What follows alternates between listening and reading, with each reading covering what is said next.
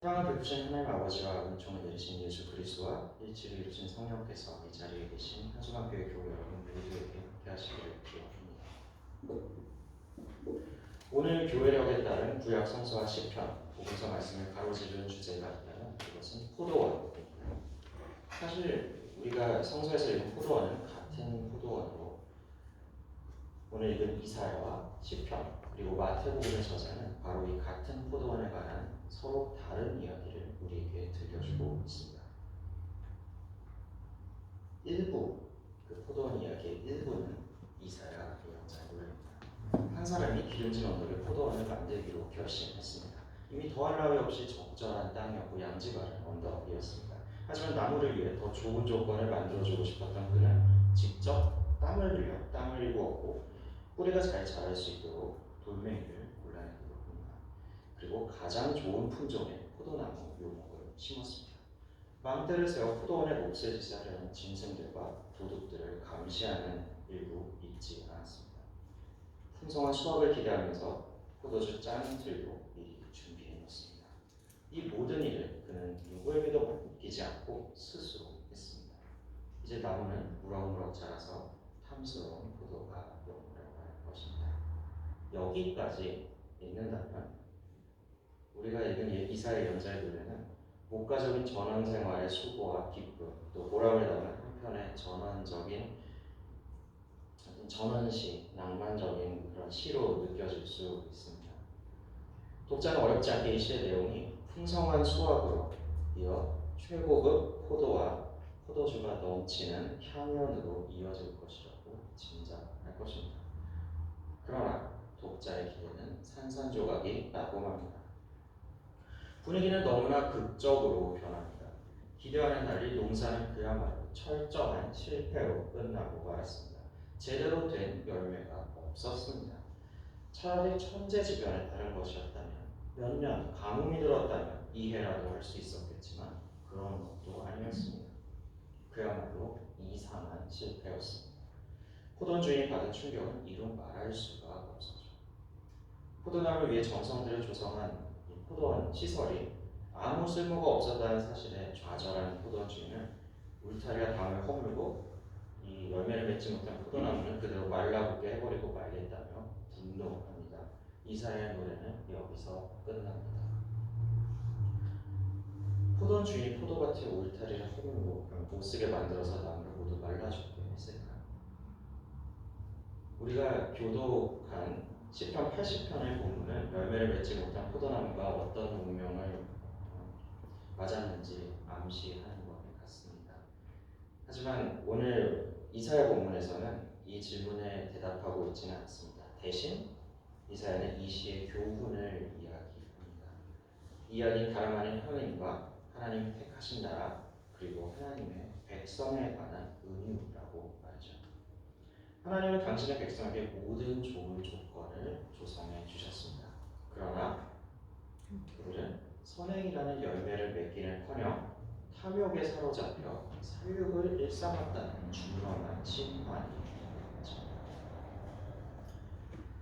이런 포도원 주인인 하나님 그리고 포도원 이스라엘의 비유는 구약성서에 끊임없이 등장하면서 일종의 클리셰와 같은 것으로 자리 잡습니다. 그렇기 때문에 유대인들은 누구나 포도원 주인과 포도원이 회자되는 순간 성서에 나오는 수많은 일화들을 자동적으로 떠올리지 않을 수 없게 되었습니다.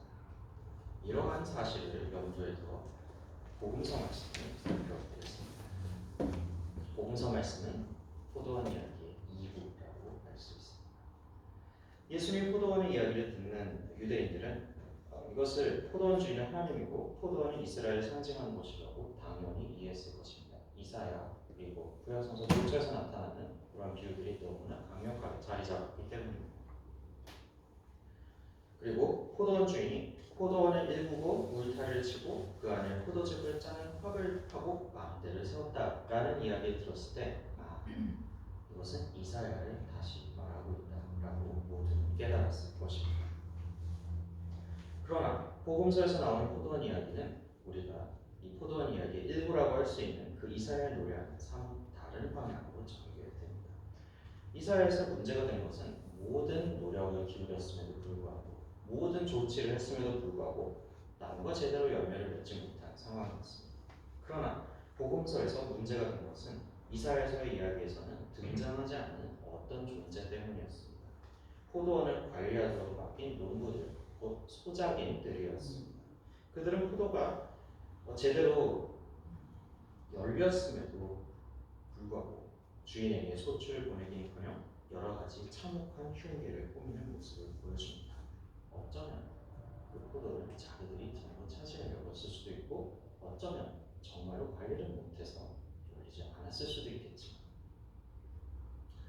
주인의 입장에서는 포도를 받지 못하는 것은 동일합니다. 그렇게 1부와 2부는 주인이 포도를 받지 못했다는 것에서 하나로 만나고 있습니다.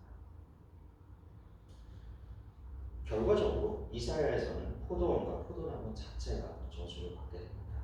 그렇지만 복음서에서는 소작인들이 징벌을 받습니다.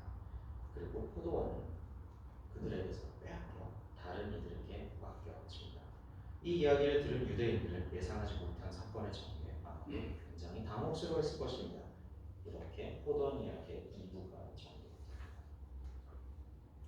이렇듯 익숙한 이야기를 다른 식으로 풀어내신 예수님의 의도는 무엇이었을까요?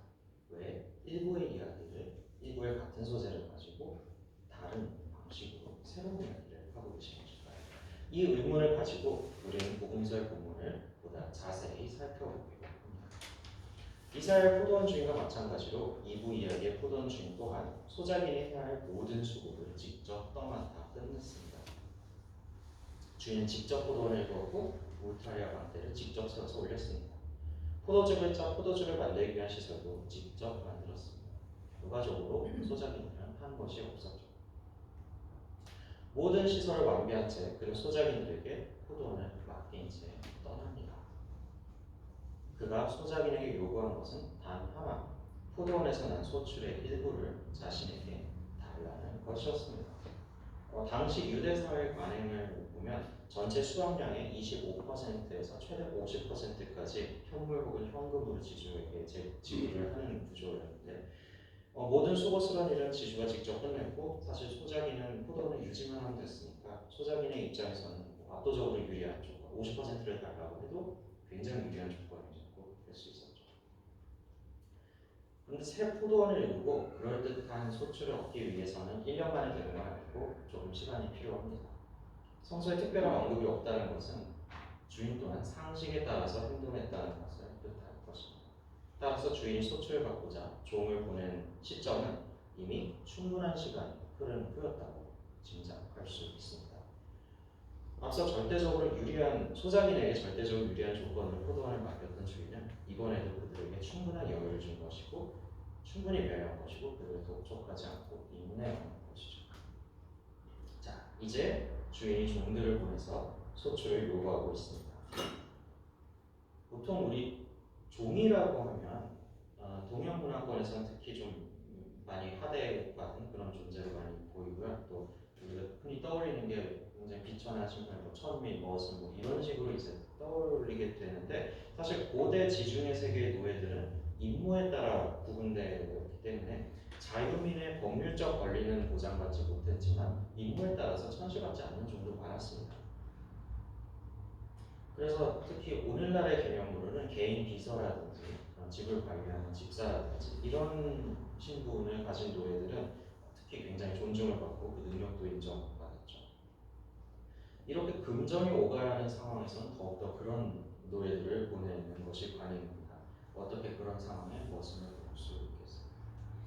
그렇기에 주인이 소작인들에게 종을 보냈다는 것은 그래서 단순한 심부름을 시킨 것이 아니라 막중한 책임을 지는 신뢰하는 비서를 보낸 것이라고 이해할 수 있습니다. 즉 주인을 대변하는 존재나 마찬가지였던 것입니다.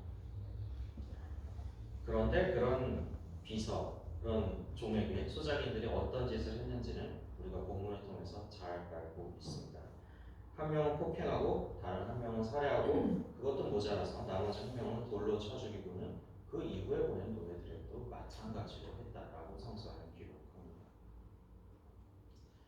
주인이 보낸 종에 대한 이러한 가혹행위가 예언자들에 대한 핍박을 가리킨다는 사실을 예수님의 이야기를 듣던 유대인들은 즉시 알아차렸을 것입니다. 왜냐하면 히브리 성서에 해박한 대제사장들과 바리새파 사람들은 이것을 오랜 경험을 통해서 당연히 이 이야기다라고 그렇게 알고 있었기 때문입니다. 예언자를 주님의 종이라고 표현한 것이 구약 성서의 오랜 전통이기 때문이죠. 여기까지는 유대인 독자라면 누구나 예상할 수 있는 정도였고 수긍할 수 있는 내용일 것입니다. 그냥 유대 역사에 대한 반성입니다. 하나님이 이렇게 인내를 하셨지만 그리고 예언자를 보내셨지만 우리의 조상들이 이들을 죽였다. 여기까지는 그들이 행하던 반성이기 때문에 충분히 수긍을 할 수 있었습니다. 그러나 예수님의 이야기는 여기에서 끝나지 않습니다. 주인은 자신이 보낸 종들의 비참한 운명을 알면서도 이를 즉각 응징하지 않고 인내합니다. 그리고는 자신의 아들을 보냅니다. 마태복음의 저자는 주인이 마지막으로 그들에게 기회를 준 것이라고 마지막으로라는 표현을 통해서 서술합니다. 주인은 말합니다. 내 아들이라고 존중할 것이다.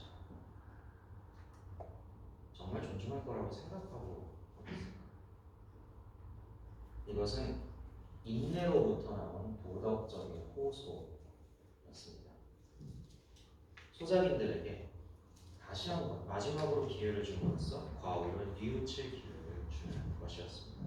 그러나 아들이 직접 오는 것을 본 탐욕스러운 소작인들의 머릿속에 가장 먼저 떠오른 생각은 이 기회를 잘 활용해서 뉘우치고 이번에는 제대로 해야겠다가 아니라 아들이 주인의 재산을 물려받게 될 존재라는 것이었습니다.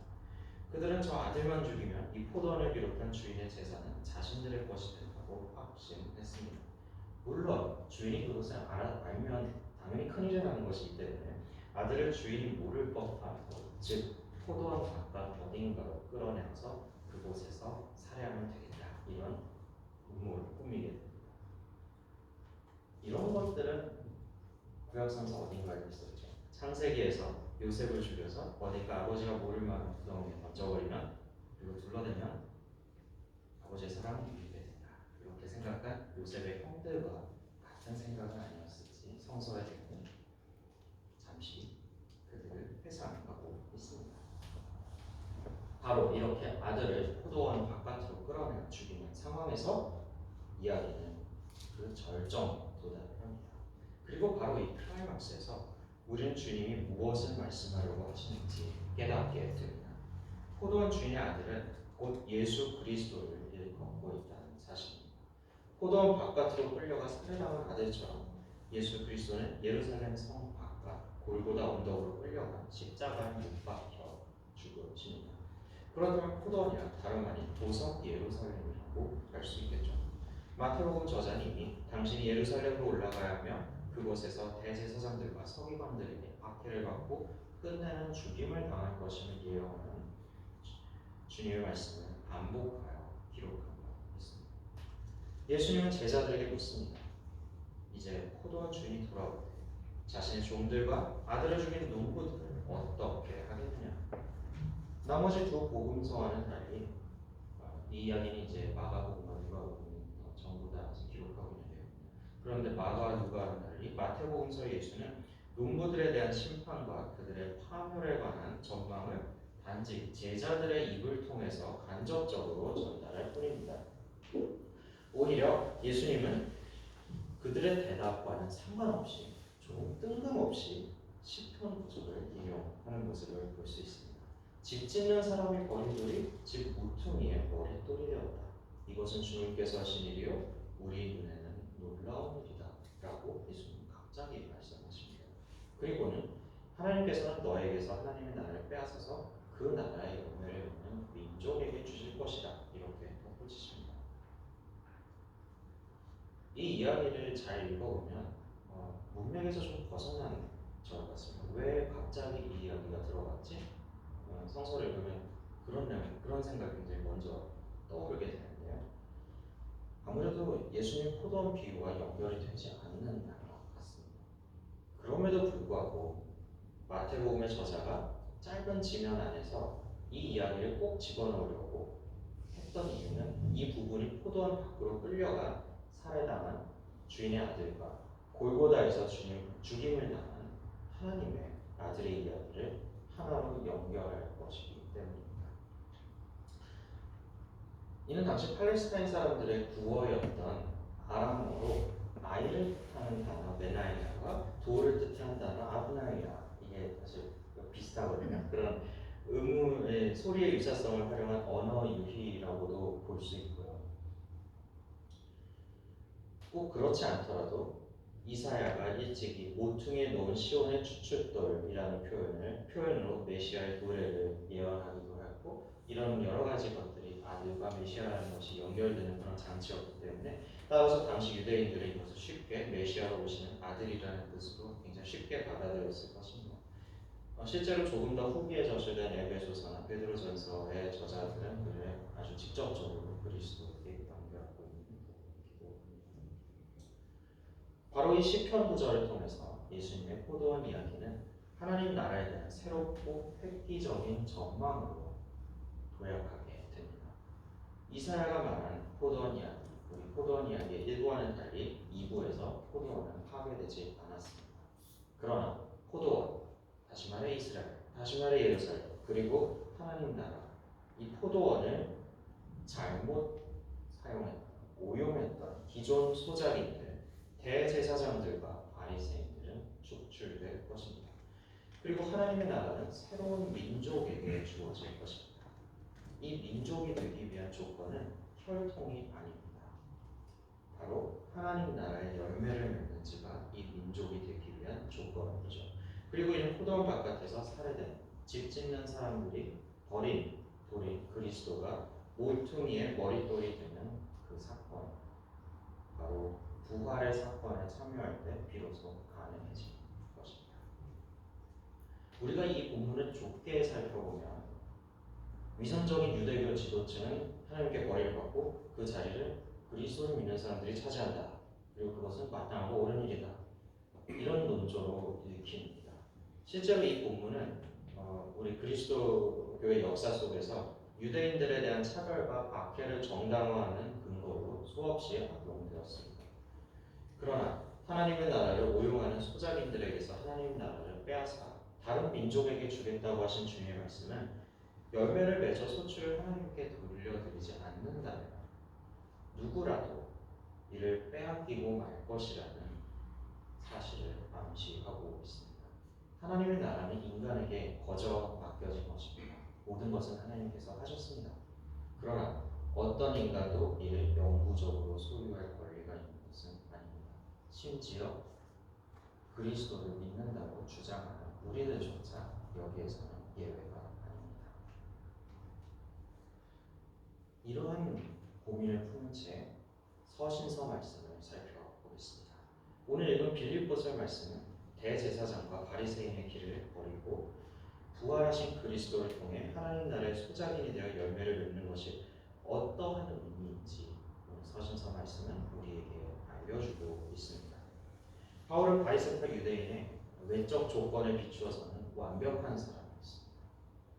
그는 베냐민 지파라고 했죠. 베냐민은 옛 족장이었던 야곱의 가장 사랑하는 아내였던 라헬의 그것도 막내 아들이었습니다. 야곱이 결국은 베냐민 때문에 이집트로 이주를 하잖아요. 그만큼 사랑했던 그런 아들의 자손이었고, 디아스포라 세계, 유대인들이 이제 지중해 세계에 퍼져서 디아스포라로 살아가고 있을 때 유대 문화를 많이 잃었죠. 그리스에 동화되고 그랬는데 정체성을 잃어버린 대부분의 유대인들이 바울은 히브리 사람들 중에서도 히브리 사람이었다 이렇게 성성을 기록합니다. 그만큼 히브리인의 정통을 굳건히 유지하고 있었다. 자랑이죠. 그렇게 표현을 하고 있습니다. 유대인의 율법에 비추어서 바울은 완벽한 사람이었고 이를 얼마든지 자랑할 수 있는 사람이었습니다. 그러나 그는 그를 탁월한 유대인으로, 탁월한 바리새파 유대인으로 만들어준 이 모든 것이 하나님과의 관계에서는 아무 의미가 없을 뿐 아니라 오히려 해로운 것이라는 사실을 알았습니다. 그래서 그는 그 모든 것을 하찮은 것으로 여기면서 포기했습니다. 그리고 그 대신 그리스도를 얻었습니다. 그리스도 안에 있는 사람으로 인정받고자 했습니다. 그리스도를 아는 지식이 가장 고귀하다는 사실을 바울은 알고 있었습니다. 그런데 바로 그 고귀한 그리스도를 아는 지식이란 무엇일까? 것은 곧 그분의 부활의 능력을 깨닫고 그분의 고난과 죽음을 본받는 삶이라는 사실. 그렇게 그리스도와 함께 다시 일어나는 삶이라는 것을 그는 알고 소망했던 것입니다. 그리스도와 함께 부활하기 위해서는, 그리스도와 함께 다시 일어나기 위해서는 먼저 그리스도의 순환과 죽음에 참여해야 합니다. 어떻게 순환과 죽음에 참여하지 않았는데 부활을 할 수가 있겠습니까? 그리고 이것은 이례적인 것이 아니라 그리스도 안에 사로잡혀 평생에 걸쳐 살아내야 하는 그리스도인의 삶의 궁극적인 목표이자 표대라고 바울은 고백하고 있습니다. 이 고백을 마음속에 새기면서 복음서의 포도원 이야기로 다시 돌아오고 있습니다. 소출내지 못한 소작인데 대제사장들과 바리새인들은 과연 율법을 의로는 흠잡힐 데가 없는 사람이었습니다. 바울을 표현드리자면 외적으로 그들은 훌륭한 신자의 모든 조건을 다 갖추고 있던 사람입니다. 그러나 그들은 바울의 말만 따라 육신의 신뢰를 주는 사람들이었습니다. 제사장들은 가문과 성전을 의지하고 있었습니다. 바리새인들은 율법을 유지하고 있었습니다. 그리고 그것을 자랑하며 살아갑니다. 그들에게 하나님 나라란 포도원, 이 하나님 나라란 그저 장식에 불과했습니다. 이를 위해 평생을 헌신할 마음이 그들에게는 없었습니다. 하나님은 그들을 심판하시기 전에 끊임없이 뉘우칠 기회를 주시지만 그들은 언제나 이를 거듭합니다. 결국 그들은 하나님의 나라를 빼앗길 수밖에 없었던 것입니다. 그리고 하나님의 나라는 바울이 말한 것처럼 평생에 걸쳐 그리스도에 사로잡혀 그리스도의 순환에 동참하고 그리스도와 함께 죽고 그렇게 그리스도와 함께 다시 일어나는 이들에게 맡겨집니다. 그들이 바로 열매를 맺는 민족입니다. 왜냐하면 하나님 나라의 열매란 바로 이러한 부활의 삶 자체이기 때문이죠. 오늘 교회력의 서신서 말씀은 따라서 성서의 포도원 이야기를 오늘날 포도원 이야기, 첫 포도원을 오늘날 두 번째 포도원 이야기로 이어주고 있습니다. 대제사장들과 바리새인은 단지 2000년 전에 특수한 역사적 맥락에 갇힌 존재가 아닙니다. 포도원의 이야기는 지금 이 순간에도 바로 2020년 오늘을 살아가는 우리들 가운데서도 끊임없이 반복됩니다. 우리가 그리스도를 믿는다고 하면서도 대제사장들과 바리새인들과 같이 육신의 신뢰를 두고 있다는 우리의 어떤 내적 조건, 심지어 이 예배조차 이것이면 충분하겠지, 이렇게 신뢰를 두고 있다면, 그래서 하나님 나라를 진지하게 받아들이지 않는다면 우리 또한 대제사장들과 바리새인이라고 할 수 있기 때문입니다. 그리스도를 믿는다고 우리는 이야기를 합니다. 하지만 우리가 만약 그렇게 이야기하면서도 평생에 걸쳐서 바울이 말한 것처럼 그리스도에게 사로잡혀 그리스도와 함께 고난을 당하고 그리스도와 함께 죽고 그리스도와 함께 다시 일어나기를, 부활하기를 소망하지 않는다면 우리 또한 이 포도원에서 언제까지나 대제사장이자 바리새인이라고 할 수 있는 것입니다. 우리가 이 포도원 이야기를 읽고 이를 진지하게 받아들이지 않을 때 우리는 포도원 주인이 보낸 종들을 폭행하고 죽이며 돌로 치고 있습니다. 우리가 그리스도에게 사로잡히는 삶을 거부하며 그의 순환과 죽음에 동참하기를 거부할 때 우리는 포도원 주인의 아들을 포도원 밖으로 끌어내 죽이는 것입니다. 이것이 바로 오늘날 이 세상을 살아가는 우리들의 이야기, 우리들의 두 번째 포도원 이야기입니다. 그리고 그 주인공은 바로 이 자리에 있는 우리 자신입니다. 사랑하는 한송환교회 교회 여러분, 우리 모두에게는 대제사장과 바리새인의 마음이 들어있습니다. 저부터 그렇습니다. 하나님 이 모든 것을 해놓은 하나님 나라를 그저 삶 가운데 성실히 향유하면서 열매를 준비하기보다는 이를 당연한 것으로 여기고 안주하면서 열매를 요구하신 하나님의 목소리에 귀를 기울이지 않으려는 교만과 완고함이 우리의 마음속에 언제나 도사리고 있습니다.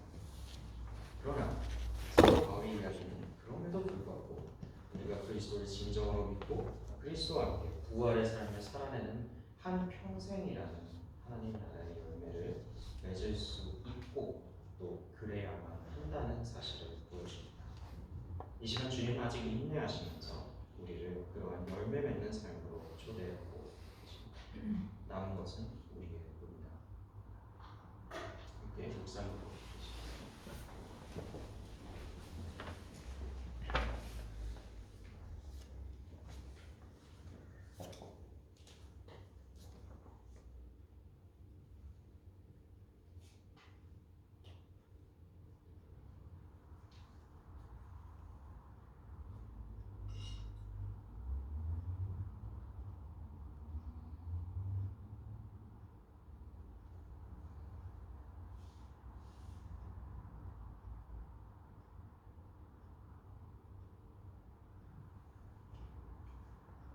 함께 찬송가 216장